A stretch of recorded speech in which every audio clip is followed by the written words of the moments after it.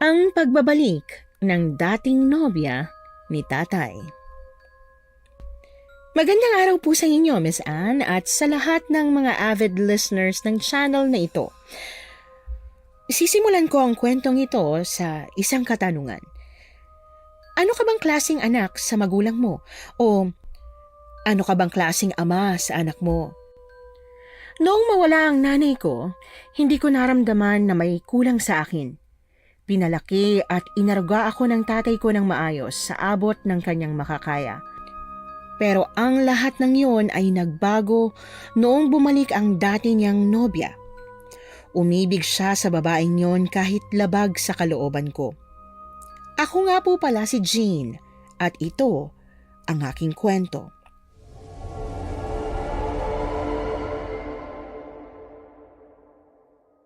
Tay, nakahanda na po mga pagkain. Tara na po, kumain na tayo. Mabuti na lang at may anak akong maganda at masipag. Kapag galing ako sa trabaho, nakahanda na ang lahat. Opo naman, alam ko kasi na pagod na kayo at ayaw ko nang kumilos pa kayo dito sa bahay. Alam ko na hanggang ngayon masakit pa rin para sa iyo ang pagkawala ng nanay mo. Pasensya ka na at wala ako nagawa. Iniluwanan ng doktor ang nanay mo sa ospital kaya kahit ilang milyon pa ang pera natin, hindi na siya kayang magamot pa. Naiintindihan ko po. Tsaka, hindi naman ako naninisi sa pagkamatay ng nanay. Alam ko naman na ginawa niyong lahat. Mamayang gabi pala, baka gabi na ako galing trabaho. Kailangan ko kasi mag-overtime para makabili tayo ng kalahating sako ng bigas bukas. Sige po, pero tay, kung hindi kaya ng katawan niyo, huwag niyo na pong pilitin ha. Baka kasi may mangyaring masama sa inyo eh. Kayo na lang pong natitira sa akin. Ayoko na nga sana magtrabaho kayo pero ikaw naman tong ayaw nang magtrabaho ako. Hanggat kaya ko, hindi ka magtatrabaho. May kinikita pa naman tayo sa nyoga natin. Lahat ng perang galing sa nyogan, tinatago ko yun para sa'yo. Si tatay naman, palagi na lang akong iniisip nyo. Minsan isipin nyo rin ang sarili nyo. Ayoko nga. Mas mahal kita kaysa sa sarili ko. Kaya lahat ng kaya kong gawin para maging maayos lang ang buhay mo, gagawin ko.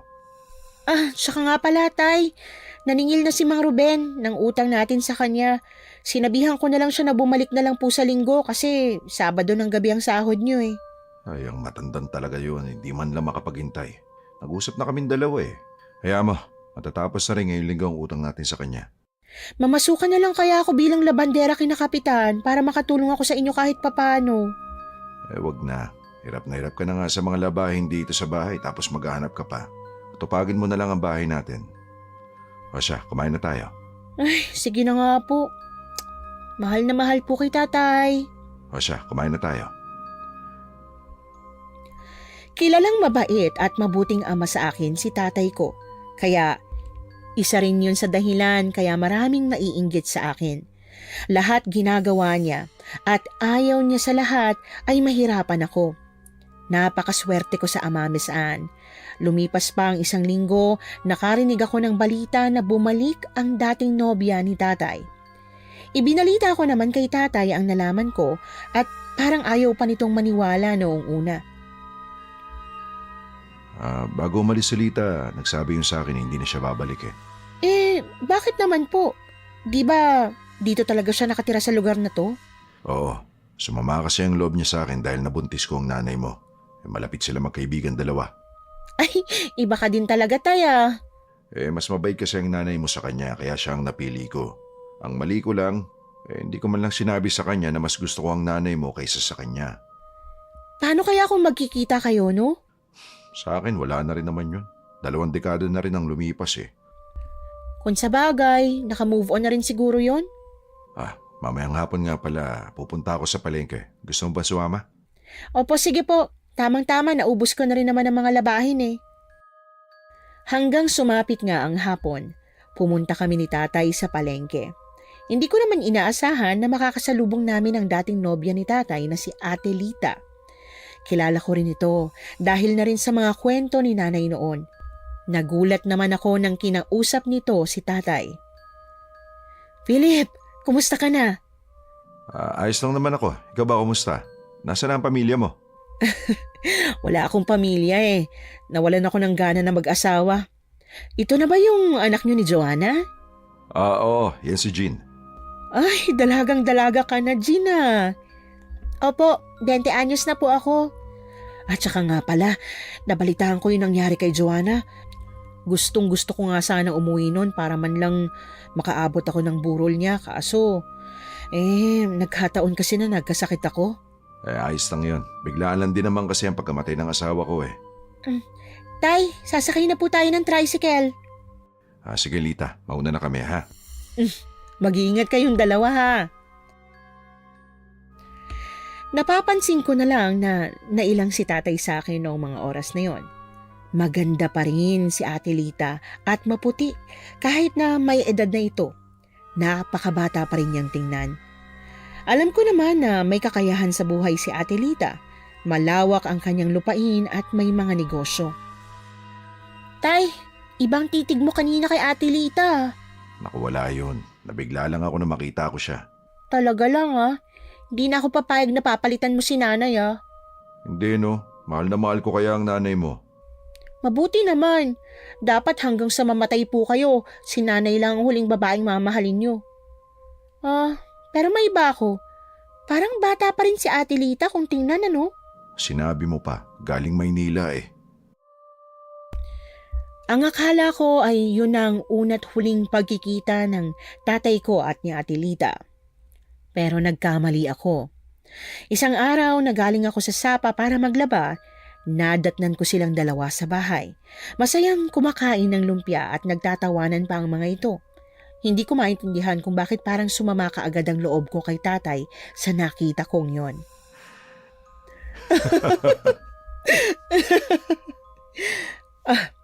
Jean, halika, sumabay ka na dito sa amin. Ito kasing si Lita, may dalang lumpia. Hindi ba paborito mo to? Busog pa po ako. Jean naman, wag mo namang tanggihan ang dala ko. Ginawa ko talaga to para sa inyong dalawa ng tatay mo. Ha? Bakit naman po? Maaasikaso ko naman si tatay kahit ako lang na mag-isa eh. Gusto ko lang naman na maging kaibigan ulit ang tatay mo. Tsaka nga pala iha, may matandang babae na dumating dito sa atin. Ang pangit ng itsura, kakaiba. Mag-iingat ka kasi baka aswang yon. Opo, sige na kumain ka na ng lumpiang dala ko. Masarap ito iha. Sige po, magsasampay lang po muna ako. Iha, walang ibig sabihin itong pagbisita ni Lita sa atin ha. Patay na naman ang nanay mo, kaya siguro ayos lang kung makipagkaibigan ako sa tatay mo, hindi ba? Walang problema po, basta makipagkaibigan ka lang. Habang nagsasampay ako sa labas ng bahay, may naaninag akong damit na kulay itim doon sa likod ng malaking mangga. Tinatangayon ang hangin, kaya alam kong may taong nakatayo doon. Dahan-dahan akong naglakad papunta sa kinaroroonan ng puno ng mangga at laking gulat ko nang makita ang isang matandang babae. Natakot pa ako sa itsura nito. Iha, pasensya na kung nagulat kita ha. Ayos lang po. Ano pong ginagawa niyo rito? Namamasyal lang ako, iha. Masarap kasi ang hangin dito banda kaya dito na ako natagalan. Ganun po ba? Sige po, maiwan ko na po kayo. Sandali lang. Merong nilalang na lumalapit sa'yo at hindi nila kayo titigilan hanggat walang namamatay sa inyo. Ano po? Namamatay? Oo, kaya mag-iingat ka ha. Anak, sino kausap mo? Yung matandang babae po. Dito po siya nagtatago sa likod ng mangga. Matandang babae? Parang wala naman Anong wala? Ale, magpakita po kayo kay... Sandali. Dito lang siya kanina Nakausap ko pa nga. Umalis ka dyan sa tabi ng mangga. Alam mo naman na noon pa man usap-usapan ng may nakatira dyan Philip, anong nangyayari? Ito kasi si Jean. May nakita raw na matandang babae dito sa mangga. Nang tignan ko, wala naman. Hala, yung matandang babae ba na tinutukoy mo? Yung may malaking balat sa mukha tapos bulag ang kaliwang mata? Opo, siya nga po. Diyos ko, Jean, pumasok ka sa loob. Aswang yatang babaeng yun Siya yung tinutukoy ko kanina na matandang babaeng biglang dumating. Maraming ang natakot nang makitang itsura niya Nagsitayuan ang balahibo ko sa aking nalaman ng mga oras na yon. Hanggang lumipas pa ang mga araw, madalas na umuuwi si tatay ng bahay na lasing. Minsan nakikita ko rin itong may dalang sigarilyo. Napag-uusapan na rin si tatay sa aming lugar dahil alam ng lahat na hindi nagbibisyo ang tatay ko. Hindi ganoon ang tatay ko kaya kinausap ko siya dahil baka may sinasarili itong problema. Tay, bakit po lasing na naman kayo? May bitbit pa kayong alak. Ilang araw nang sunod-sunod ang paglalasing nyo ah. May problema po ba kayo? Wala naman. Gusto ko lang mag-inom para makatulog ako na maayos. Bakit naman hindi kayo makatulog? Palagi ko kasing naalala ang nanay mo. Simula nang bumalik si Lita, nakikita ko sa katauhan niya si Joanna. Hindi ko na maintindihan ang sarili ko. Huwag po ninyong sabihin na nagkakagusto na kayo sa babaeng yun. Paano kung sasabihin ko na oo? Magagalit ka, hindi ba? Kaya hindi ko na alam kung paano ko ilulugar ang sarili ko. Hindi naman kita gustong saktan. Lumayo na kaya kayo sa babaeng yun, tay. Nagkaganyan lang kayo simula nung dumating yun eh. Mabait naman si Lita. At parehong-pareho nga siya ng nanay mo eh. Ayaw mo bang magkaroon ng pangalawang ina? Ayoko po. Sapat na po kayo sa akin. Anak, hindi ko alam kung hanggang kailan ko itatago ang nararamdaman ko kay Lita. Kung darating man ang araw na nagkakagusto ako ulit sa isang babae, sana huwag mong isipin na pinapalitan ko ang nanay mo. Kaya yata kayo nahuhulog sa kanya kasi panay ang balik niya dito sa bahay. Paano ba naman? Palagi may dalang pagkain. Mamaya ginagayuman na pala kayo ng babaeng yun. Hindi ka naman bulag para hindi mo makita na maganda si Lita. Alam ko naman po na maganda siya. Pero dapat tahimik ng buhay natin kung di siya nagpapakita sa inyo eh. Lahat na ng mga tao dito, kayong pinag-uusapan. Hayaan mo na ang mga taong yan. Kanya naman talaga sila eh. Pag may nagawa ka mabuti, hindi ka nila pag-uusapan. Pero kung makagawa ka ng mali, pag-uusapan ka. Tay, kasi nga po nagugulat sila kung paano kayo nagkaroon ng bisyo. Sa ngayon nga po, parang natatakot na ako sa inyo kapag lasing kayo eh. Madalas na kayo nagbabasag ng mga plato natin. Ba't ka naman matatakot sa akin? Tatay mo ko.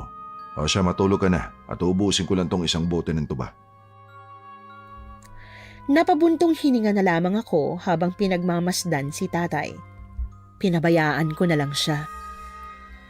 Isang umaga, nagulantang naman ako sa dalang balita ni Ate Lita. Maaga kasi itong dumating sa bahay. Maski si tatay ay halos hindi rin makapaniwala sa mga nalaman niya. Sino naman kaya nagnakaw ng mga alagang baboy ni Kumpare Goryo? Hindi nga ninakaw. Hinanap nila yung baboy at doon nila nakita sa likod lang din ng bahay nila. Patay na at gutay-gutay ang katawan. Kawawa naman si Paring Goryo, no?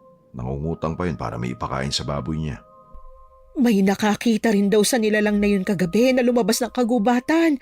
Yung nilalang daw na yun, malaking aso na mabalbon, tapos kulay itim. Hindi kaya isinumpa ng diwata ng kagubatan ng baryo natin? Ay, ewan ko, hindi ko rin alam. Basta, kaya ko lang naman ito sinasabi para mag-ingat kayong dalawang mag-ama nang sa ganun eh walang mangyari sa inyo. Salamat talaga, Lita, ha? Walang anuman. May dala nga pala akong ulam na minudo. Kumain na kayong dalawa. Busog pa po ako eh. Tsaka, kung pwede lang, wag na po kayo araw-araw na maghatid ng mga ulam dito. Nakakaya na po kasi sa inyo eh. Ay, bakit ka naman mahihiya? Hindi naman kayo nang hihingi. Ang gusto ko lang naman, mabigyan kayo kasi sobra lang naman yan. Kanya kasi ang anak ko, Lita. Sobrang mahihain sa lahat ng bagay. Hindi lang yan. Manang-mana talaga sa nanay niya, no? Napakamahiyain. Kilala kong nanay mo at magkaibigan kami, kaya huwag ka nang mahiya sa akin, ha? Tumango na lamang ako at pilit nang umiti sa kanya. Ayaw ko naman na maging maldita kay Ate Lita dahil nandyan si tatay. Pinalaki niya akong maayos at tinuruan ng magandang asal. Hanggang sumapit na naman ang dilim. Lumabas ako nang inutusan ako ni tatay na bumili ng tuba. Wala nang mga tao at biglang nagsitayuan ng mga balahibo ko nang may umalulong na aso. Nang lumingon ako, saktong dumaan ang matandang babae para tumawid sa kabilang kalsada. Ale, saan po kayo galing? Naghanap lang ako ng makakain. Umuwi ka na dahil gabi na. Baka makita ka ng aswang at baka patayin ka niya. Bibili pa po kasi ako ng tuba ni tatay eh. Ano pong laman ng sakong hila-hila ninyo? Wala ito. Mas magandang umarte ka na lang na wala kang napapansin. Minsan kasi, napapahamak tayo dahil sa kuryosidad natin. Huwag mo nang sabihin sa ibang nakita mo ha. Opo, mauna na po ako. Nandyan lang ang aswang sa paligid. Naghahanap ng magandang pagkakataon kung paano makakakain ng tao. Sa ngayon, magpasalamat na lang ang lahat at hayop pa ang kinakain niya. Mas lalo niyo naman po akong tinatakot eh. Hindi kita tinatakot. Nagsasabi ako ng totoo. Kung ayaw mong mapahamak, kaibiganin mo ko. Gusto mo bang sumama sa akin para makita ang dala ko? Naku, wag na po. Maiwan ko na po kayo. Sobra akong natakot nang makita na may bahid ng dugo ang sako ng matandang babae. Kakaiba ang ngiting pinapakita niya sa akin. Yun bang ngiti na matatakot ang isang tao? Pagkarating ko naman sa bahay, nagtaka si tatay nang makita kong hingal na hingal at pawisan. O na paano ka? Nasaan ang tobako? Tay, may nakita ako doon. Yung matandang babae.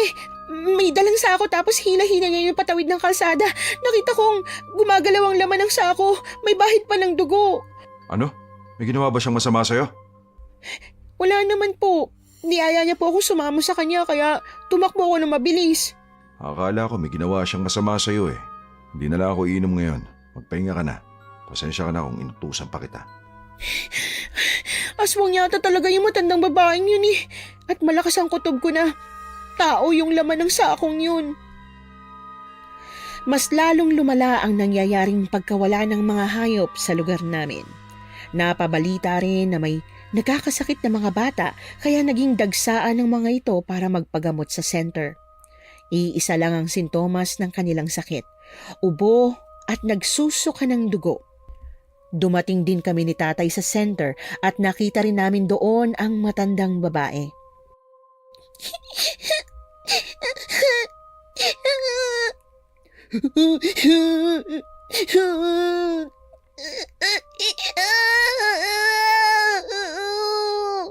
Nakakapagtaka naman tong nangyayari.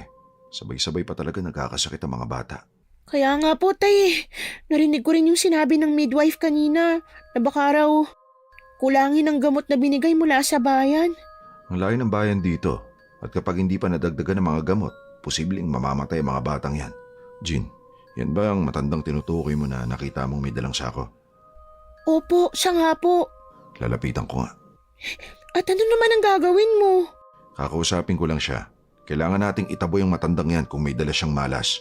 Alam niyang mahirap na nga ang mga tao dito sa atin. Dito pa talaga siya gumagawa ng kasamaan. Tay, baka po magkagulo mamaya. Ay, hindi. Wala naman akong gagawin na ikasasama niya. Kakausapin ko lang siya ng mahinahon. Tay, wag na po. May kailangan ka ba?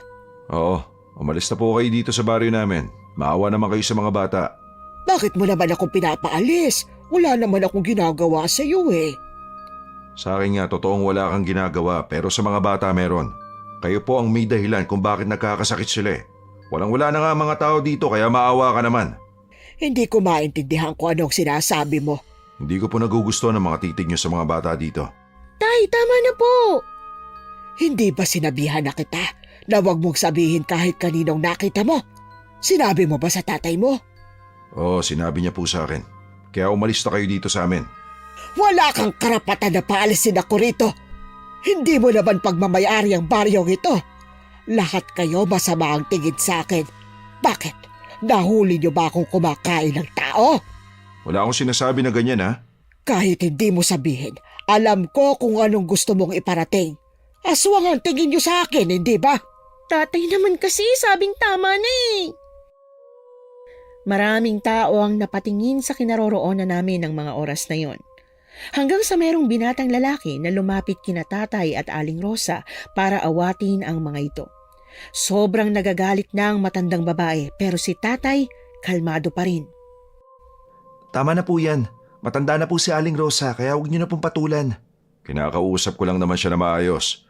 Wala naman ako sinabing masama sa kanya. Totoo naman kasi ang sinasabi ko. May dala yatang malas ang matandang to kaya nagkakasakit ang mga bata. Alam ko po na kaya niyo tinatawag na aswang ang matandang to dahil sa kakaiba niyang aura. Pero hindi naman po kasi yun yung basihan. Pasensya na po talaga, Aling Rosa. Nangako ka sa akin na hindi mo sasabihin ang mga nakita mo. Mukhang tinatakot niyo pa po ang anak ko Umalis na tayo, Tay. Tara na. Aling Rosa, umuwi na po kayo. Huwag na po kayong tumagal dito sa center. Baka kasi iisipin nila na kaya ka nandito para sa mga bata eh. Salamat, Marco. Ibang-iba na talaga ang mga taong ito. Magpahatid na tayo ng tricycle sa bahay, Tay. Sino naman kaya ang lalaking yun? Hindi ko po alam. Bagong salta lang yata din dito sa baryo natin eh. Kinampihan niya pa talaga ang matanda. Dapat nga palayasin na yun eh. Sa susunod, huwag niyo na lang pagsabihan ng matandang yun. Paano kung totoong aswang siya, tapos gantihan niya tayo? Oo na. Dito na tayo sa bahay. Ikaw na lang ang magbayad sa driver ha. Sige po. Bakit kaya bukas ang pintuan ng bahay natin? Aba, ewan. Baka naman nakalimutan niyo pong isara kanina. Hindi nakasarado yan bago tayo umalis eh. Tara, pumasok na lang po tayo. Tay, umuusok yata sa kusina natin tapos... may naaamoy yata akong mabangong niluluto Lita, ikaw? Ay, oo. Naku, pasensya na kung kusa akong nagluto dito sa bahay ninyo ha. Nawalan kasi ako ng gas sa bahay. Ang alam ko nasa center kayo kaya nagluto na lang ako para makakain na kayo kaagad. Ay, salamat. Bango-bango niyang niluluto mo Bigla ako nagutom. Ay naku, sandali na lang ito. Pakukuluan ko na lang ang huling sahog. Napasandal ako sa dingding habang pinagmamasdan si Ate Lita na sobrang busy sa kusina. Alam ko na ginagawa niya yon para mas lalong makuha ang loob namin ni Tatay. Pero kahit anong gawin niya, labag pa rin ako na magustuhan siya ni Tatay. Ipaghahanda ko na lang kayo ng pagkain ha. Ito na pala yung tubig ninyo. Baka nauuhaw na kayo. Oo, nauuhaw na talaga ako, Lita. Maupo ka na rito, Jean. Dito ka na sa gitna namin ng tatay mo. Hindi nyo naman kailangan pagsilbihan ako. Kayang-kaya ko na pong sarili ko. Di naman ako disable eh. Ano ka ba? Ayos lang sa akin. Tikman mo tong sinigang na baboy na niluto ko. Masarap yan. Mas masarap pa din pong magluto ang nanay ko. Biglang napatigil si Ate Lita dahil sa sinabi ko. Napatingin naman ako kay Tatay at pinanlakihan niya ako ng kanyang mga mata. Natahimik na lang din ako ng mga oras na yon at kinain ang mga hinanda ni Ate Lita. At saka nga pala, bala ko nga palang pumunta sa bayan para bumili ng mga gamot para sa mga batang nagkakasakit. Naku, malaki-laki ang gagastusin mo doon, Lita. Ang dami ba namang bata na may sakit sa center kanina eh. Nakita ko nga doon yung matandang babae. Sinita ko siya kaya lang may isang binata na kumampi sa kanya. Hindi naman kasi natin maturo yung matandang babae na siyang dahilan ng lahat. Lalo at wala naman tayong ebidensya. Di na bale kung maubos lahat ng ipon ko. Ang mahalaga, makatulong pa rin ako. Simula noon hanggang ngayon, dala mo pa rin ang pagiging matulungin mo. Nag-iisa lang naman kasi ako sa buhay. Minalas kasi ako sa pag-ibig kaya total wala naman akong pamilya o anak. Itutulong ko na lang sa nangangailangan ng konting naipon ko. Hindi po ba ikaw nagmamay-ari ng bakanteng lote banda dun sa may palengke? Oo, pero hindi na ngayon kasi naibenta ko na yun kahapon. Yung mayor, siyang bumili. Ang balita ko, patatayuan daw niya ng piggery yan dyan. Paano yan? Ang dami nakatira dyan tapos lalagyan niya ng piggery? Balita ko lang naman yun pero hindi pa kumpirmado. Sige na, kain ka pa, Jean. Salamat po Ang bait-bait niyo naman sa akin. Baka gusto mo akong samahan na pumunta sa bayan para bumili ng gamot. Ay, nako. Marami po kasi akong ginagawa eh. Kailangan ko pa maglaba at saka maglinis ng bahay. Kung mag-aasawa lang sana ulit ang tatay mo, di may katungan ka na sana rito. Hindi na po. Kaya ko naman po lahat mag-isa eh. Tsaka parang wala naman balak si tatay na mag-asawa ulit. Ang sabi niya sa akin, si nanay lang ang huli niyang mamahalin hanggang sa mamatay siya. Di ba tatay? Nagkatinginan sina Tatay at Ate Lita nang sabihin ko yon. Nahahalata ko naman sa kilos nila na pareho nilang gusto ang isa't isa, kaya lang pilit nila itong tinatago. Mabait at maganda si Ate Lita pero hindi ko naiintindihan kung bakit mabigat ang loob ko sa kanya. Pagkatapos kong kumain, umalis na ako ng bahay para bumalik sa center nang sa ganon ay makatulong ako doon. Nagwalis muna ako sa paligid ng center at laking gulat ko nang lumapit sa akin ang binata. Tatay mo ba ang lalaking yun? Oo, bakit? Grabe naman siya kay Aling Rosa. Mabait naman yung matandang yun eh. Pero meron lang hindi kaaya-ayang muka. Tsaka hindi totoo ang chismis na isa siyang aswang ha. Paano mo naman nasabi na hindi totoo? Matagal mo na bang kakilala yung matandang yun? Ngayon ko lang din siya nakilala. Ang aswang hindi lumalabas sa araw. Yun ang pagkakaalam ko. Alam mo kasi, nung nakaraang gabi, nakita ko si Aling Rosa. May hilang-hilang sako at may laman yun. Nakita ko rin na may bakas ng dugo yung sako. Ang aswang hindi magpapahuli kapag nambibiktima. Hindi ko siya nahuli. Nagkataon lang talaga na nasa kalsada ako at patawid siya sa kabilang kalye. Nagsasabi ka ba ng totoo?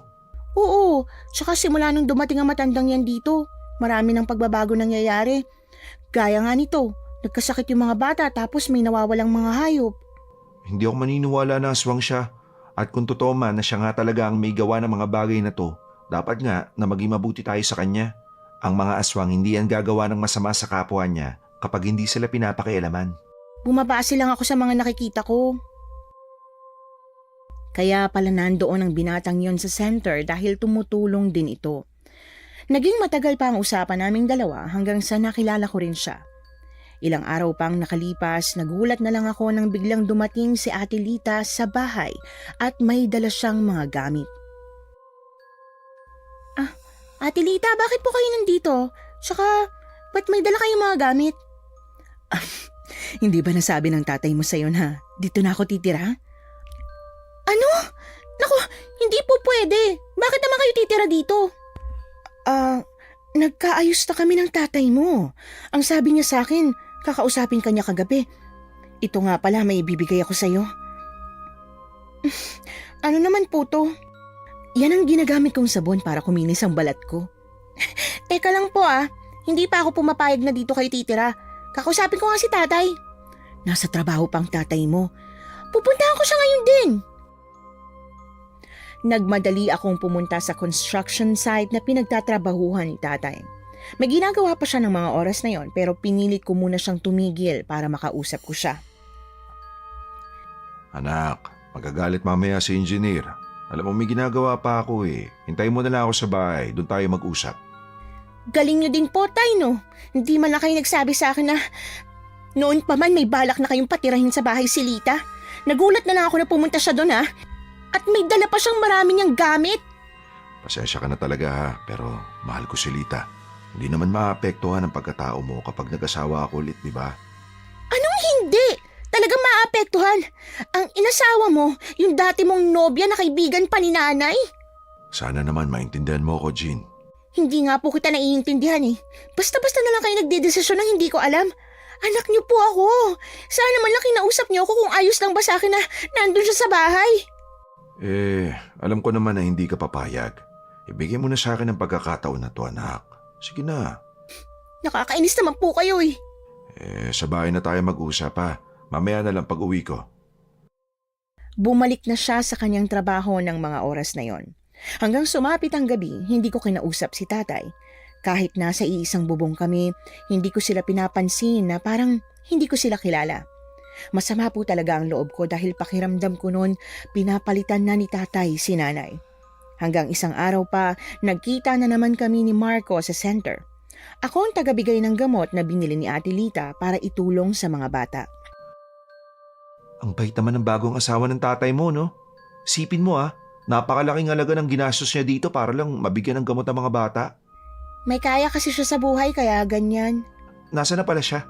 Bakit hindi siya nagpapakita? Nasaan pa? Di nasa bahay. Inaasikaso niya si tatay. Pinatigil nga niya si tatay sa pagtatrabaho kasi siya na lang daw ang bahala sa amin. Si tatay naman sumunod din. Mukhang hindi ka pa ata pabor na mag-asawa ang tatay mo, no? Masyado bang halata? Yung kasing babaeng yun Panay ang balik sa bahay kaya siguro nahulog sa kanya ang loob ng tatay ko. Maldita ba siya? Sa totoo lang, hindi naman. Masipag tsaka mabait. Kaya lang, sobrang bigat ng loob ko sa kanya. Basta, hindi ko nga maintindihan kung bakit naiinis ako dun Wala naman siyang ginagawa sa akin. Nabigyan na natin silang lahat ng gamot. May dala nga pala akong donut dito. Kumain muna tayo. Salamat naman. Taga saan ba yung nobya ng tatay mo ngayon? Taga dito lang din. Kaya lang, kakauwi lang niya galing sa ibang bansa. Kaya pala. Oo, huwag na nga natin siya pag-usapan. Mas lalo lang umiinit ang dugo ko sa babaeng yun. Namimiss ko na talaga si nanay. Itong kwintas na lang niyang naiwan sa akin eh. Kwintas ba yan ng nanay mo? Suot niya yan bago siya namatay? Oo, sabi niya pa, dapat palagi ko itong isusuot para hindi ko siya makalimutan. Patingin nga ako niyan. Sige, eto. Tinanggal ko sa aking leeg ang kwintas saka inabot yon sa kanya. Nakita kong tinitigan niya yon ng ilang segundo at maya-maya pa ay binalik niya rin yon sa akin. Bakit ba namatay ang nanay mo? Nagkasakit kasi siya. Dinala namin sa doktor pero hindi na siya kayang gamutin eh. Sinubukan din namin magtawag ng albularyo pero walang dumating.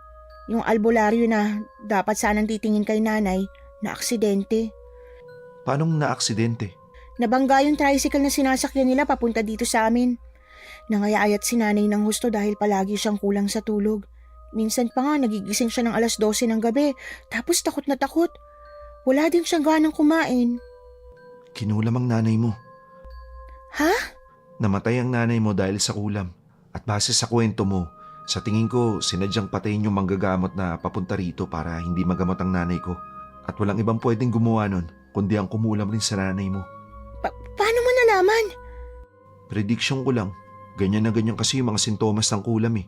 Tapos pinagtagpi-tagpi ko lang yung kwento mo. Naging palaisipan para sa akin ang sinabi ni Marco. Nang makauwi naman ako sa bahay, naikwento ko naman yon sa tatay ko. Nakikinig din si Ate Lita at natawa siya nung sinabi ko na baka kulam ang kinamatay ni nanay. Ano po nakakatawa, Ate Lita? Matagal na ako nakatira sa probinsya pero wala akong alam na may kinulam o nangkukulam. Huwag ka maniwala sa lalaking yon. Kinugulo niya lang ang isipan mo. Ano bang alam niya tungkol sa ganyang bagay? Hindi nga siya naniniwala na aswang ang magandang babaeng yun eh. Ito pang malala dyan. May isang kalabaw na naman ang natagpo ang patay dun sa may ilog. Ang sabi ng iba baka nalunod lang pero merong sugat sa leeg at tiyan eh. Aswang na naman ang may gawa noon. Tsaka Jean, walang kaaway ang nanay mo. Mabait yun kaya wala ako naisip na taong pwedeng kumulam sa kanya. May napagkwentuhan kasi ako nung sintomas ng mga sakit ni nanay. Hindi daw sintomas ng kulam. Jean, alam ko nasasaktan ka pa sa pagkawala ng nanay mo pero iha, 1 taon nang nakalipas oh. Hayaan mo nang mamahinga ang kaluluwa ng nanay mo. Naisip ko lang naman na paano kung totoo ngang kinulam si nanay? Kung kinulam siya, huli na naman ang lahat eh. Wala na siya. Patay na si Joanna. Tsaka may alam ba kayong nakaaway niya o taong may inggit sa kanya para kulamin siya? Wala.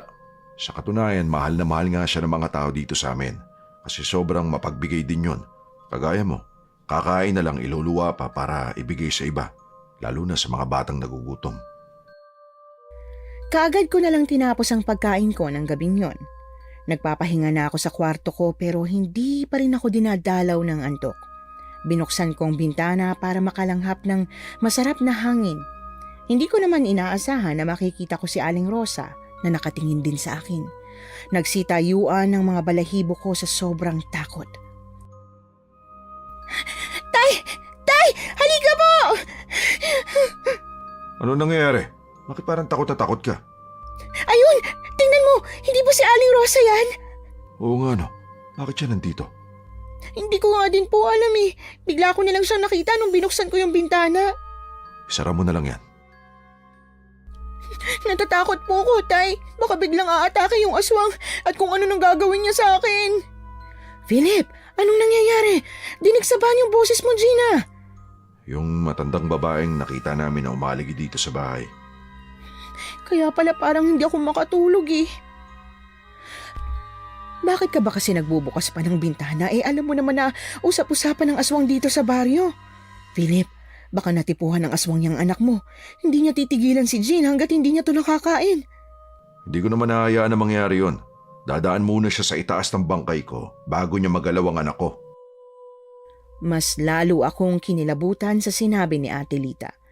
Doon din silang dalawa ni tatay natulog sa kwarto ko para mabantayan nila ako. Hanggang sa sumapit ang umaga, isinama ako ni tatay para puntahan ang matandang babae sa kubo niya. Sobra akong natatakot kaya lang wala akong magawa nung hinila na lang ako ni tatay. Naabutan namin yung matanda na nagpapakain ng aso niya at mga pusa. Aling Rosa, Ang aga-aga, bakit napasyal kayo? kayo nga po eh. Gabi kung pumasyal sa bahay. Napadaan lang naman ako doon sa bahay ninyo kagabi. Hindi ko naman alam na gising pa si Jean at magbubukas ng bintana. Ano po bang sadya niyo sa anak ko? Siya na lang ang natitira sa akin. Kaya wag ka magkakamali na saktan ng anak ko. Wala akong masamang intensyon sa kanya. Gusto ko lang na makipagkaibigan kay Jean. Ayaw po kitang maging kaibigan, no? Pakiusap lang po, tantanan niyo na po ako. Hindi naman kita ginugulo ha. Nagkataon lang naman na nakita mo ako. Tigilan mo ang anak ko. Dahil kung hindi may kalalagyan ka sa akin. Hindi ako natatakot kahit aswang ka kung anak ko ang pag-uusapan. Akala mo ba'y masisindak ako sa'yo? Ah, ganun ba? Lintik ka! Ang tanda-tanda ko na pero sinaktan mo pa ako. Tay, bakit niyo naman siya sinuntok? Dapat lang yan sa kanya. Hindi naman po tama yung ginawa niyo eh. Umuwi na nga tayo. Humanda ka sa akin, Philip. Gaganti ako sa'yo. Aling Rosa, patawarin niyo na lang po si tatay. Halika na nga, tay. Nakakaubos kasi ng pasensya ang matandang yun eh. Gawa ba naman akong tawanan? Hindi. Hindi kayo ganyan. Bakit ang bilis-bilis niyong magalit ngayon? Ano ba nangyayari? Anak kita, kaya magagalit talaga ako. Hindi, tay. Ibang-iba ka na talaga sa dati. Lahat na lang dinadaan niyo sa dahas para makuha niyo ang gusto niyo. Tinuturuan ba kayo ni Ate Lita ng ganyan? Hindi, mabait si Lita. Hindi siya ganyan. Alam ko po na gusto lang ninyo akong protektahan pero hindi kayo ganyan noon. Hindi ganyan ang paraan ng pagprotekta niyo sa akin noon. Ang buong akala ko, pagkatapos na masaktan ni tatay ang matandang babae ay tatantanan na ako nito pero mas lalo pa siyang lumalapit sa akin. Palagi siyang nakasunod sa akin kahit saan man ako magpunta. Naiisip ko na kulang na lang maging buntot ko na siya. Kahit sa paglalaba ko sa may sapa, palagi niya pa rin akong sinusubaybayan. Aling Rosa, pati ba naman dito sa may sapa sunod pa rin kayo ng sunod sa akin? Kailan niyo po ba ako tatantanan? Bakit ba ayaw mong sinasabahan kita? Ang mga taong malapit sa akin, hindi ginagalaw ng aswang. Natatakot na po talaga ako sa inyo eh. Kapag tinuloy-tuloy niyo pa yan, isusumbong ulit kita kay tatay. Huwag! Mahawa ka sa akin, makasaktan na naman ako ng tatay mo. Kaya lang naman ako nandito para sabihin sa iyo na may aswang. Palaging nakabantay sa paligid at naghahanap ng magandang pagkakataon para makapatay ng tao. Eh, wala naman pong aswang kapag tanghali ah. Sa gabi lang po sila lumalabas. Yun ang akala mo. May aswang na kayang lumabas sa araw at pumatay. Aalis na po ako. Tapos na po ako maglaba eh. Sandali. Sandali lang, Jean. Mag-usap na muna tayo. Ano po ba? Tigilan niyo na po ako. Kung ano man ang nagawa ko sa inyo, patawarin niyo na po ako. Bakit ba takot na takot ka? Kung gusto mong hindi ka mapatay ng aswang, pumayag kang lapitan kita. Tulong! Tulong! Nang sumigaw ako, kaagad namang umatras ang matandang babae palayo sa akin. Bigla namang dumating si Marco at nagtataka ito habang nakatingin sa aming dalawa ni Aling Rosa.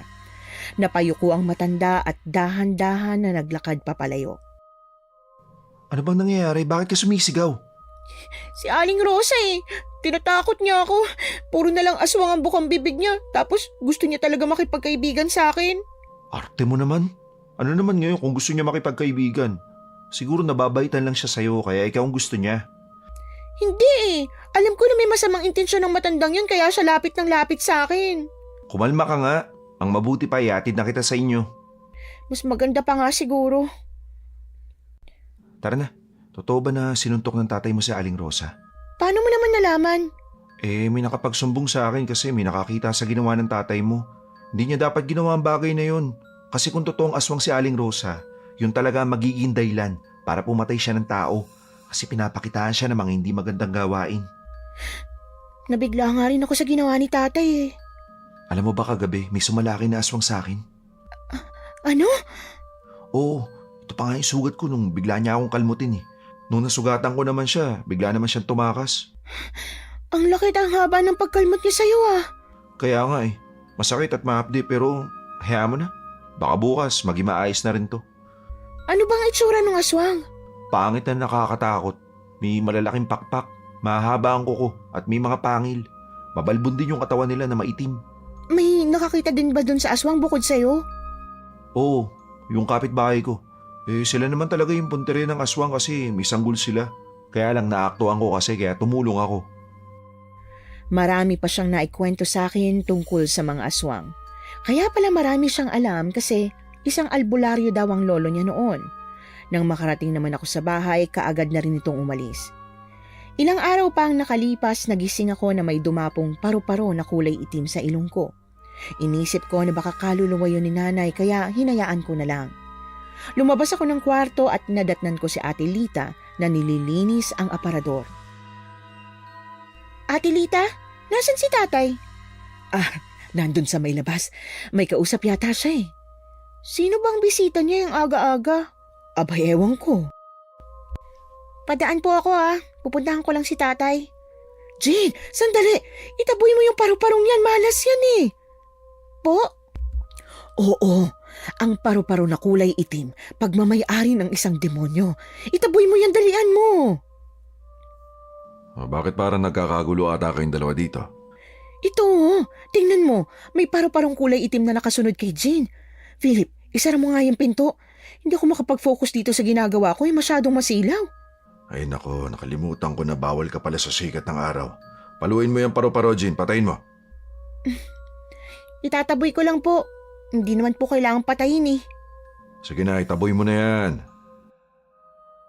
Binuksan ko naman ang bintana at kaagad na pinalabas doon ang paru-parong kulay itim. Ilang araw naman ang nakalipas kagaya ng matandang babae, hindi din ako tinantanan ng paru-paro. Isang hapon inutusan ako ni tatay na bumili ng tuba niya. Nakasalubong ko naman si Marco at isa din siya sa nakapansin sa paru-parong kulay itim.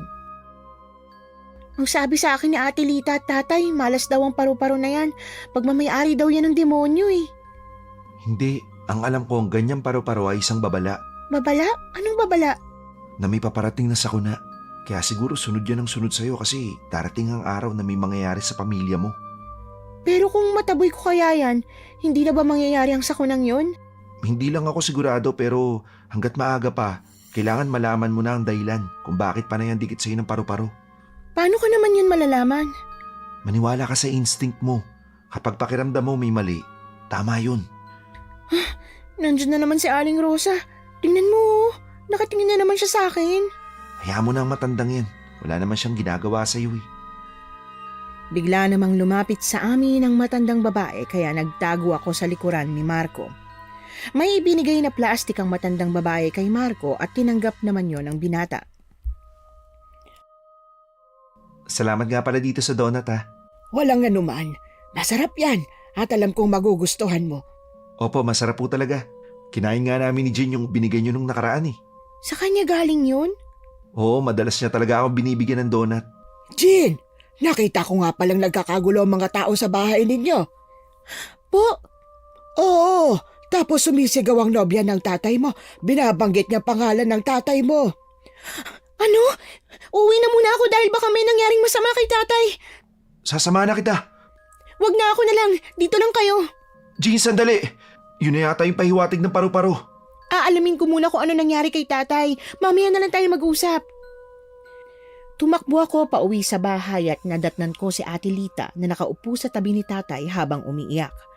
Nakita ko si tatay na wala ng malay at may sugat sa noo pero nakabendahin na ito. Ang tatay mo bigla na lang natumba. Ano? Pero nung umalis ako dito kanina maayos pa po siya Inutusan niya nga akong bumili ng tuba. Nagulat na nga lang din ako Buti na lang may mga taong dumadaan dyan kaya tinulungan nila ako. Kasi kung wala, ewan ko na lang. Baka namatay ng tatay mo. Wala bang sinasabi si tatay na masama ang pakiramdam niya? Wala naman. Ayos naman siya. Nagtaka nga ako kung bakit to nangyayari. Nasobrahan yata sa trabaho ang katawan ng tatay mo. Matagal nyo na pong pinatigil si tatay sa pagtatrabaho kaya imposible yun. Bukas, dadaling ko siya sa doktor doon sa bayan. Mas mabuti nang malaman natin agad kung anong sakit niya. Sige po, maraming salamat sa pag-aalaga sa tatay ko. Tay, ano pong nangyari sa inyo? Idilat niyo po ang mga mata niyo, Tay. Philip, idilat mo ang mga mata mo. Nandito na kaming dalawa ng anak mo. Sakit ng ulo ko. Tulungan niyo ako. Sobrang sakit ng ulo ko. Parang mabibiyak. Dahil po yata yun sa sugat niyo eh. Hindi. May bumubulong pa sa akin. Ang sakit na rin ng tenga ko. Hindi ko na to kaya. Ang sakit na talaga ng ulo ko. Kumalma ka. Bukas dadaling kita sa doktor para malaman ka agad ang sakit mo. Jean, parang susunod na ako sa nanay mo. Ang tenga ko, may bumubulong sa akin. May naririnig din akong tunog ng kampana. Tatay, parang pareho kayo ni nanay nung nararamdaman nun ah. Ano? Ganyan na ganyan din bang nanay mo noon? Oo, madalas niyang nirereklamo sa amin ang pananakit ng tenga niya dahil sa tunog ng kampana. Hindi kaya kinulam din si tatay? Hindi ako naniniwala sa kulam na yan. Huwag kang mag-alala. Masasagot din ang katanungan natin bukas kapag madala na natin sa doktor ang tatay mo. Hanggang sumapit ang umaga. Umalis na kaagad sina tatay at si Ate Lita. Wala akong magawa sa bahay kaya naisipan kong linisan ang kanilang kwarto. Sa ilalim ng kanilang higaan may nakita akong bulaklaki na t-shirt doon na may bahid ng dugo. Meron ding malaking punit ang damit. Dinala ko yon paalis ng bahay para ipakita kay Marco. Nagtitiwala ako sa kanya dahil magaan ang loob ko sa kanya. Pinuntahan ko siya sa may talyer na kanyang pinagtatrabahuhan. Bakit kaya maraming dugo ang damit na yan? Sa kwarto ni na tatay. Ang alam ko kay Ate Lita to eh. Kasi pambabae. Tsaka minsan ko na rin siya nakita na suot niya to. Tsaka mukhang ilang araw na kasi natuyo tapos ang lansa. Hindi ko nga rin alam. Nagtataka nga ako eh. Baka ako ginamit niya kay tatay to na pamahid sa noon ni tatay nung natumba siya sa bahay. Dumugo kasi ang noon niya na tumama sa semento. Sandali nga lang, parang nakita ko na yung damit na to Saan? Nasuot ba ni Ate Lita? Hindi ko naman nakita yung Lita na yun Parang ito yung suot ng aswang nung maglabang kami.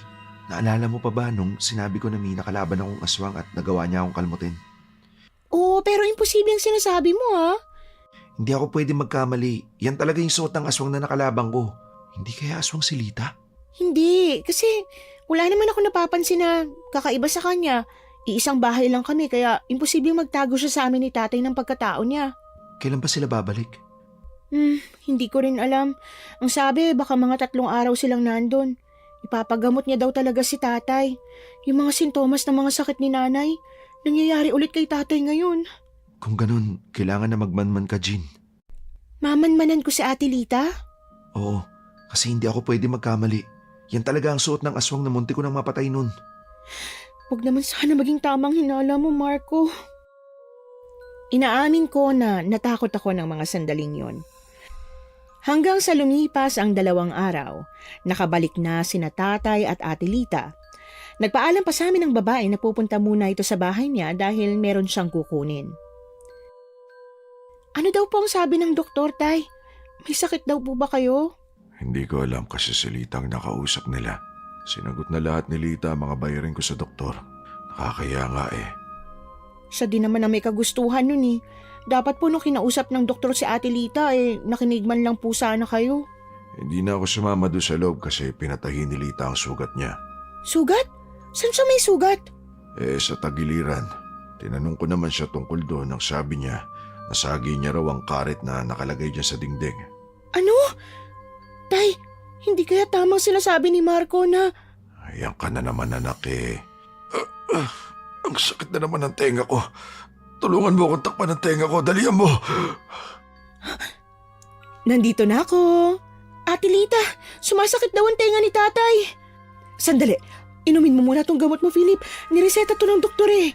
Pakabilisan lang po. Sandali, kukuha lang ako ng tubig sa gripo. Hindi ko na talaga kaya. Mabibingay na talaga ako. Heto na, Inumin mo na to. Inom na po, Tay. Magpahinga na po kayo. Pagkatapos inumin niyo ni Tatay, bigla na lang siyang nakatulog. Pinaliwanag naman sa akin ni Ate Lita na side effect ng gamot na yon ay ang makakatulog si Tatay nang sa ganon ay makapagpahinga ito.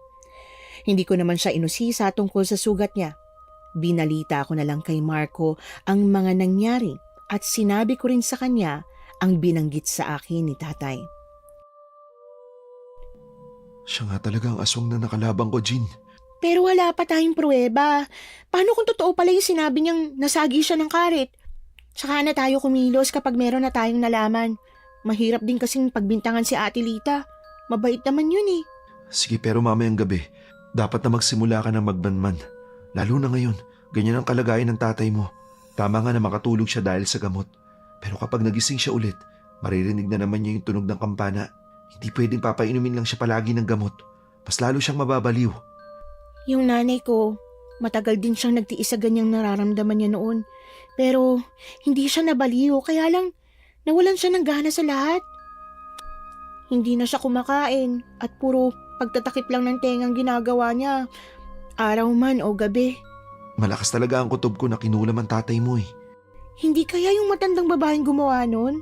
Hindi ko rin alam pero kailangan na mapagamot sa manggagamot ang tatay mo para matulungan siya. Kakausapin ko si Ate Lita para makatawag kami ng manggagamot. Sige, nawalan ka na ng nanay. Kaya dapat alagaan mong nag-iisang magulang mo. Pagkabalik ko naman sa bahay ng mga oras na yon, nadatnan ko si Ate Lita sa may pintuan. Tulog na tulog pa rin daw ang tatay ko. Alam kong hinihintay niya talaga ako at nang makapasok na ako sa loob ng bahay, kaagad nitong isinara ang pinto. May itatanong lang sana ako sa'yo. Nung nakaalis ba kami, pumasok ka ba sa loob ng kwarto namin? Hindi po. Bakit? May nawawala kasi akong gamit at wala akong ibang pwedeng paghinalaan kung sinong ibang kumuha kundi ikaw lang. May pagkapakialamera ka rin kasi. Ho? Ano po bang gamit niyong nawawala? Isa pa, kahit naman pumasok ako sa kwarto niyo, bahay naman namin to. Bahay niyo nga, pero mag-asawa na kami ng tatay mo. Dapat alam mo na kung hanggang saan ka lang. Wala akong alam sa gamit niyong nawawala. Nawawala ang damit ko. Mahalagang bagay yon. At sa tingin niyo po, ano naman ang gagawin ko sa damit niyo? Mukha bang pag-iinteresan ko yon kung makikita ko? Ikaw talagang bata ka. Masyado kang piloso pa eh. Itong sayo. O ayan, sasakalin kita lintik ka hanggang sa mamatay ka. Ate Lita, bitiwan niyo po ako. Matagal na ako nagtitimpi sa'yo ha. Alam mo, kung hindi lang dahil sa tatay mo, matagal na kitang nilinis sa mundo. Wala kang pinagkaiba sa nanay mo. Mga agaw kayo.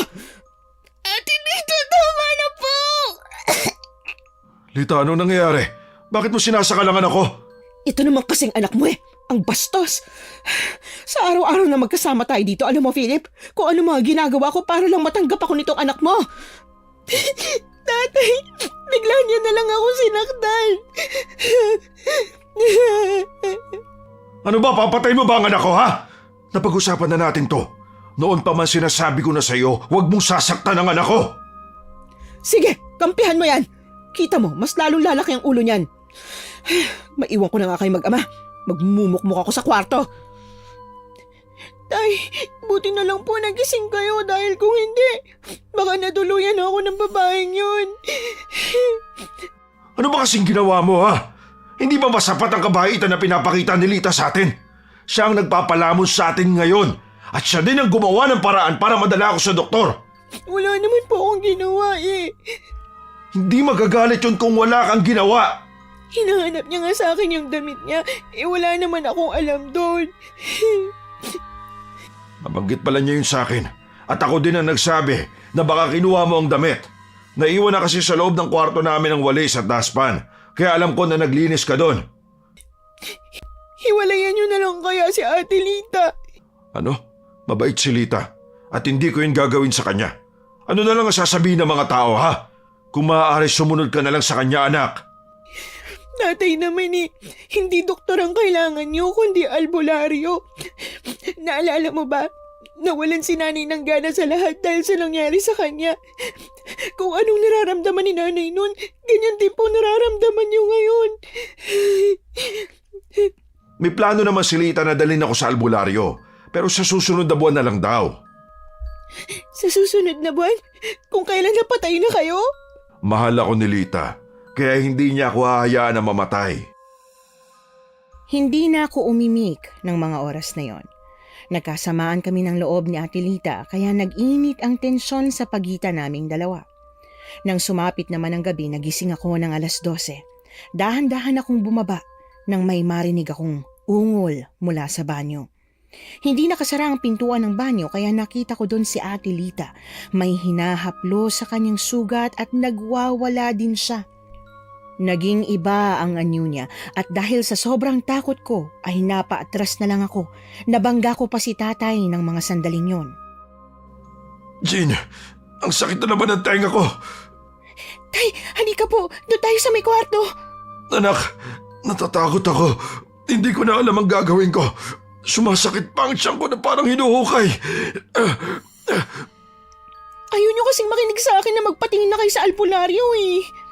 Nasaan na ba ang Ate Lita mo? Hindi ko po alam. Nandito lang ako. Nagbanyo kasi ako eh. Ano bang problema, Philip? Sumasama na naman ba ang pakiramdam mo? Nagsisimula na naman siya makarinig ng kung ano-ano, Ate Lita. Dali na kaya natin siya sa albularyo.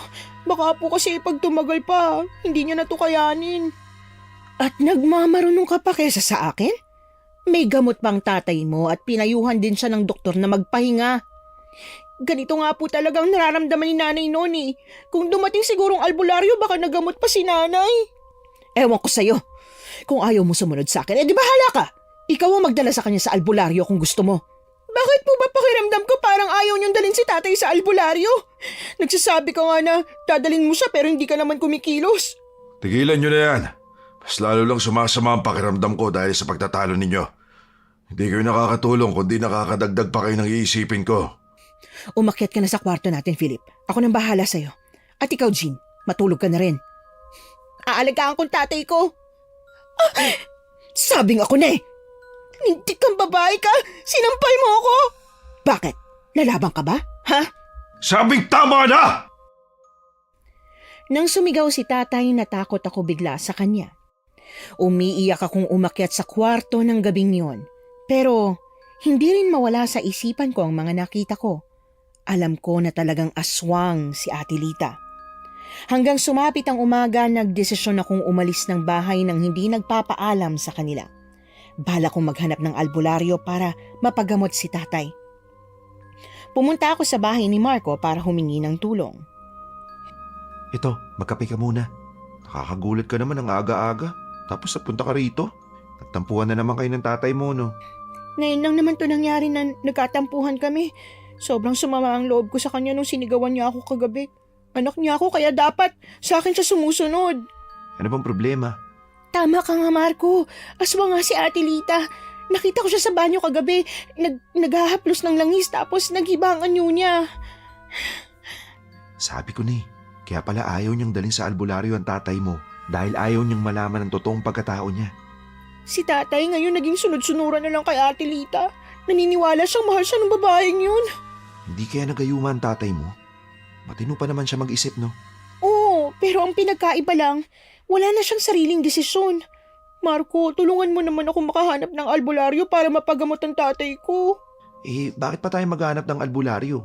Eh, nandito naman ako. Marunong ka ba manggamot? Oo, siya akong manggagamot, no? Kung nakasalamuha ko na ang Lita na yon, malalaman ko kagad na aswang siya. Pero mukhang hindi ata yung lumalabas ng bahay niyo eh. Hindi nga. Tapos ayaw niya pa sa sikat ng araw. Ano bang gagawin natin? Naisip ko tuloy na baka siya din ang may gawa kung bakit nagkakaganon si tatay eh. Posible rin. Basta gagawa tayo ng paraan para mahuli at mapatay ang aswang na yan. Ngayon na ba tayo susugod sa bahay? Hindi, mamayang gabi tayo susugod. Nakita mo na siya siguro nagpapalit ng anyo sa banyo dahil kabilugan ng buwan kagabi. Actually, 3 gabi nang sunod-sunod yung paglabas ng kabilugan ng buwan. Mamayang gabi? Sige, pwede. Ako nang bahala kung saan tayo dadaan. Ihanda ko lang yung mga gamit ko para mapatay natin siya. Nakita ko ang iba't ibang uri ng patalim doon sa loob ng bag ni Marco. Meron pang latigo, buntot pagi at mga mahahabang kutsilyo na may bahid pa ng dugo. May anting-anting din akong nakita doon na ayon naman sa binata ay namana niya sa kanyang mga magulang. Ito ang mga patalim na ginagamit ko sa pagpatay ng aswang. Ang latigo ko naman na to, pinanguhuli ko sa kanila. Bakit naman ganyan karami? Ang ibang patalim kasi, minana ko pa sa lolo ko. At ang latigo at buntot pagi naman, namana ko sa lola ko. Bibigyan kita ng pangontra sa aswang para hindi kanya malapitan. Ito, langis oh. Langis na binabad sa luya at bawang na may asin. Paano mo ba ito ginagawa? Madali lang gawin ang bagay na yun, lalo na kung may kaalaman ka. Kailangan mamayang gabi, matapos na kaagad ang gulong to. Kailangan di mailigtas natin si tatay sa kamay ng aswang na to. Ito lang ang tanging paraan para magising siya sa katotohanan. Marami akong alam tungkol sa buhay niyong mag-ama. Dahil na rin sa mga kinakwento mo sa akin. Isa lang ang naiisip kong dahilan kung bakit bumalik ang dating nobya ng tatay mo. Ano naman yun? Bumalik siya para maghiganti sa tatay mo. Pagsapit ng dilim, naghanda na kami ni Marco para salakayin si Ate Lita sa bahay. Doon pa kami dumaan sa likuran pero nagtaka naman ako kung bakit walang mga ilaw. Tahimik din ang bahay namin. Bigla akong kinabahan ng mga sandaling yon dahil baka may nangyari ng masama kay tatay. Nasaan ba dito ang kwarto ng tatay mo? Andun. Ang alam ko hindi kami nagpapatay ng ilaw kung gabi pero ngayon, ewan ko ba ba't ang dilim-dilim? Buksan mo muna ang ilaw. Sige, kakapain ko na lang dito sa dingding. Ayan, may ilaw na. Tayo na. Pumunta na tayo sa kwarto nila. Ako na magbubukas. Wala sila rito. Anak na, saan kaya dinala ng babaeng yun si tatay? Wala na rin ang mga gamit niya. Hanapin natin sila. Sigurado ako hindi pa sila nakakalayo. Alam atan ng Lita na yun na minatuklasan ka na. Kaya sinama niya ang tatay mo sa pag-alis. Diyos ko, huwag naman sana may mangyaring masama kay tatay. Nang palabas na kami ng bahay para hanapin sina tatay, bigla namang nagpakita ang matandang babae sa amin. Natakot pa ako dahil sumabay ang pag-alulong ng mga aso nung dumating siya. Nagtago pa ako sa likuran ni Marco. Marco! Ang aswang! Hindi siya aswang. Kaibigan natin siya. Nakita ko silang umalis. Nandun sila dumaan sa kakawian na yan. Bago pa sumapit ang dilim ay nakaalis na sila kaya siguradong hindi nyo na sila maaabutan. Hindi niyo po ba sila nasundan? At hindi niyo rin po ba alam kung saan niya dinala yung tatay ni Jean? Meron siyang maliit na kuta doon malapit sa bundok. Nasisiguro ko na may gagawin siya sa tatay ni Jean. Kaya niya ito dinala. Kung ganun, samahan niyo po kami. Kailangan makarating tayo doon bago niyo magalaw si Kuya Philip. Tayo na! Mapapagkatiwalaan ba talaga natin yung matandang yan? Oo, mas mapagkakatiwalaan pa siya kay Lita. Pero paano ba kayo nagkakilala? Hindi ka makikipag-usap sa kanya ng ganyan kung hindi kayo matagal na magkakilala. Mas mahalaga ba na malaman mo muna kung paano kami nagkakilala? O mailigtas natin ang tatay mo? Hindi ako masamang tao, Jean. Alam ko na kaya niyo ako tinatawag na aswang dahil sa itsura ko. Ang nakikita niyo sa itsura ko ay may kwento kung bakit ako nagkaganito. Umalis na po tayo bago po mahuli ang lahat. Kaagad naming tinahak ang daan na tinuro ni Aling Rosa kung saan daw dumaan sina Ate Lita. Malayo-layo ang nilakad namin kaya sobrang sakit ng mga paa ko pero hindi ako pwedeng sumuko. Mas lalo pa akong kinikilabutan sa tuwing may maririnig akong tunog ng uwak at mga alulong ng aso. Sinusundan yata tayo ng masamang nilalang eh. Natatakot na talaga ako. Ilan kayang aswang ang makakaharap natin doon? Hindi ka pababayaan ni Marco. Magtiwala ka lang sa akin. Hindi ako papayag na may mangyaring masama sa'yo. Ililigtas natin ang tatay mo at makakauwi tayo ng buhay. Bakit kasi hindi mo pa sinabi sa akin kaagad na isa kang albularyo eh?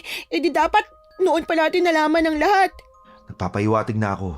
Ikaw lang naman tong hindi makaintindi. Sinabihan ko na nga na nakulam ang nanay mo. Pero hindi mo pa rin ba naiisip kung paano ko nalaman yun? Sinabi ko yun kay tatay kaya lang natatawa kasi si Ate Lita nang sabihin ko yun eh. Nagawa niyang paniwalain ang lahat na isa siyang mabait at matulungin. Pero may masama pala siyang balak sa likod ng magandang pinakikita niya. Malayo pa kaya ang kuta ng bruhang yun? Sa tingin ko, hindi na.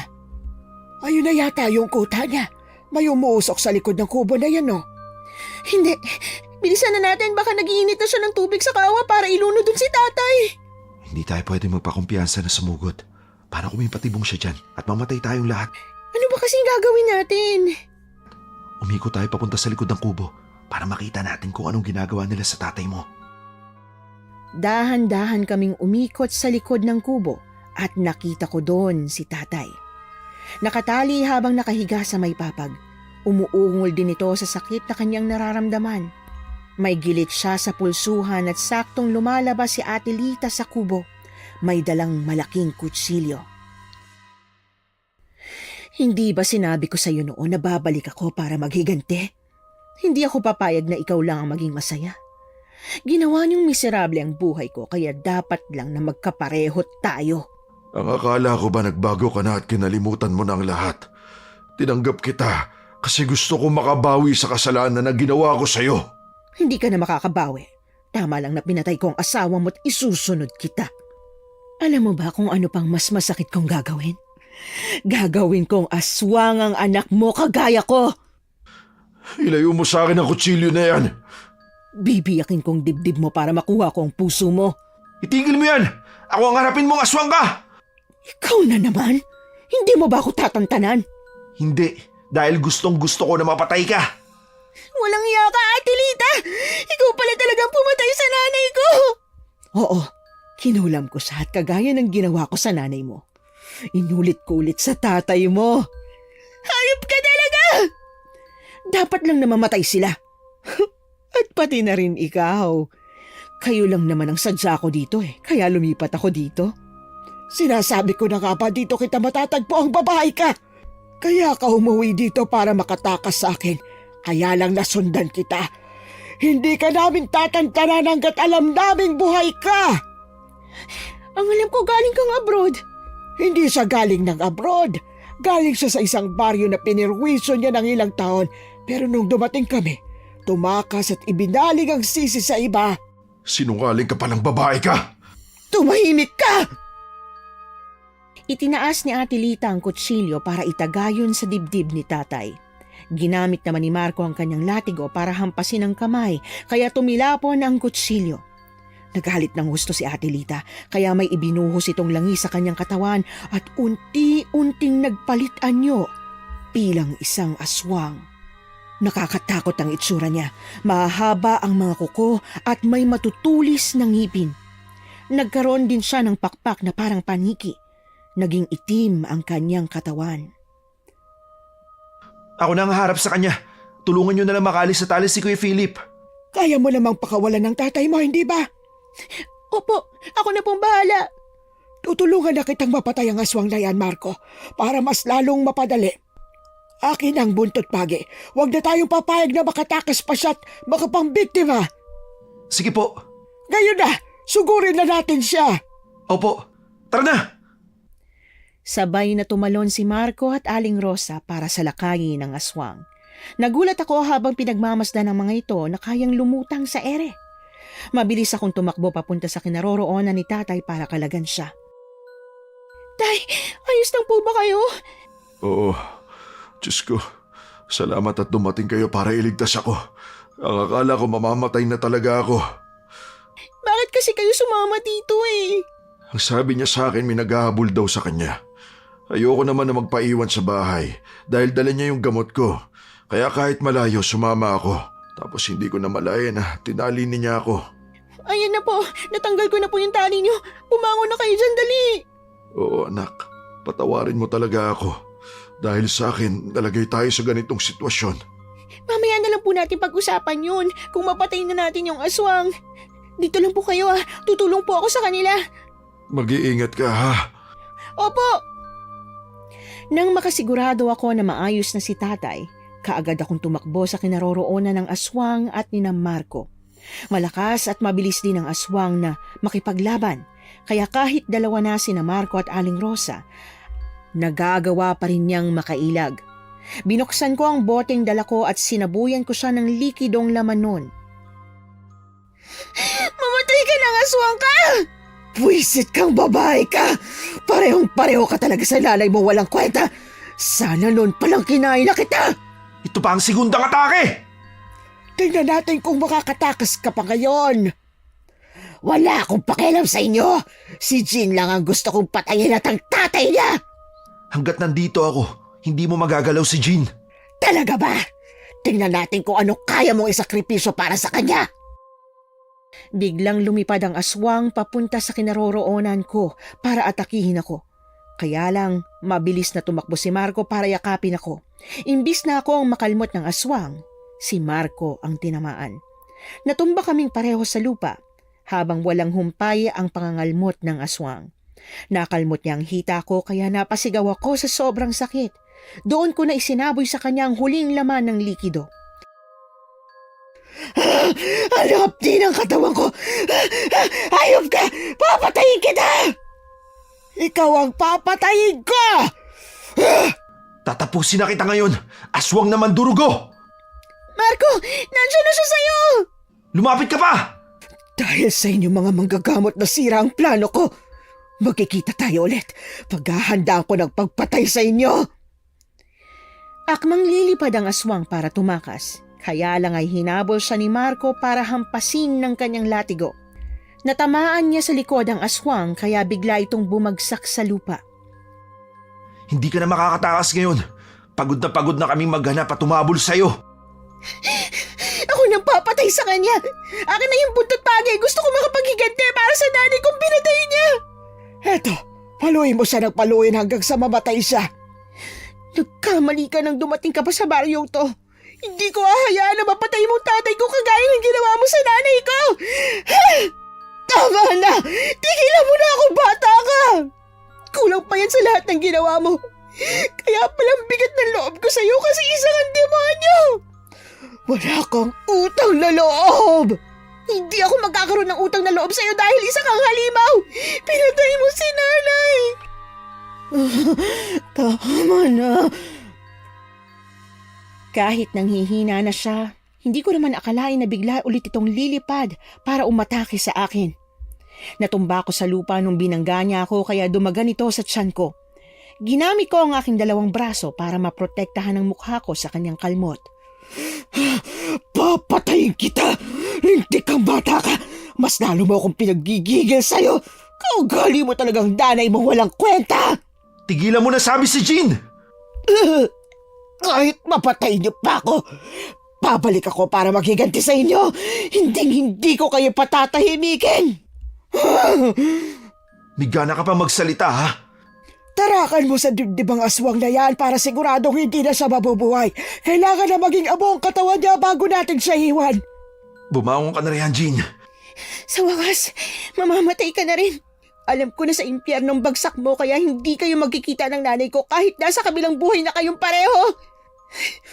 May isang taong darating para maipaghiganti ang kamatayan ko.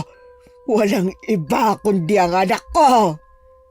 Ako ang haharap sa anak mo maghihiganti at kagaya sa ginawa ko sa iyo ngayon, papatayin ko rin siya. Hindi, ang balat ko.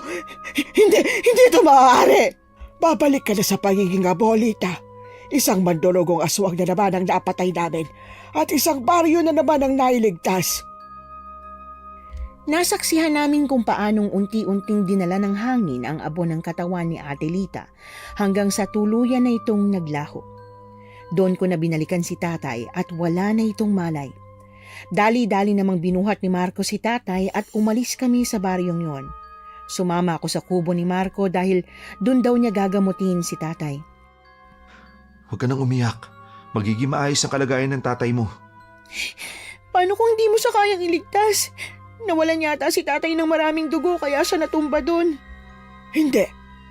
Kaya nawala ng malay ang tatay mo dahil nawala na ang bisa ng kulam sa kanya nung napatay natin ang aswang na mandurugo. Oo, magtiwala ka lang sa akin. Hindi lang ito ang unang beses na magliligtas ako ng tao, no? Oo nga, magaling yang si Marco. Sandali lang. Itatapal ko lang sa sugat ng tatay mo ang dahon na to.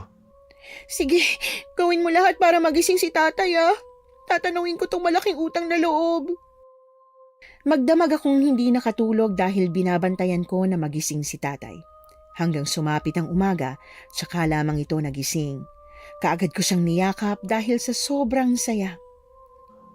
Marami ka rin sugat, anak. Ginamot mo na ba yan? Opo, Kaya ko naman tong sugat ko eh. Simpleng kalmot lang to ng aswang. Hindi lang yan simple. Namamaga pa oh. Salamat sa Diyos at ligtas tayong pareho. Aswang pala si Lita. Di ko man lang alam yun Pero imposible. Paano niya kayang nagawa na itago ang pagkatao niya sa atin? Kaya niya tinago ang kanyang pagkatao para mahulog ka sa patibong niya. Nagtagumpay nga siya na paibigin ka, Philip. Aling Rosa, isa din kayo sa nagligtas sa amin. Patawarin mo ako sa mga nagawa ko sa inyo. Ang bilis ko kayong hinusgahan dahil sa kakaibang anyo ninyo. Kaya naging ganito ang mukha ko dahil 4 na dekada na akong manunugis ng aswang.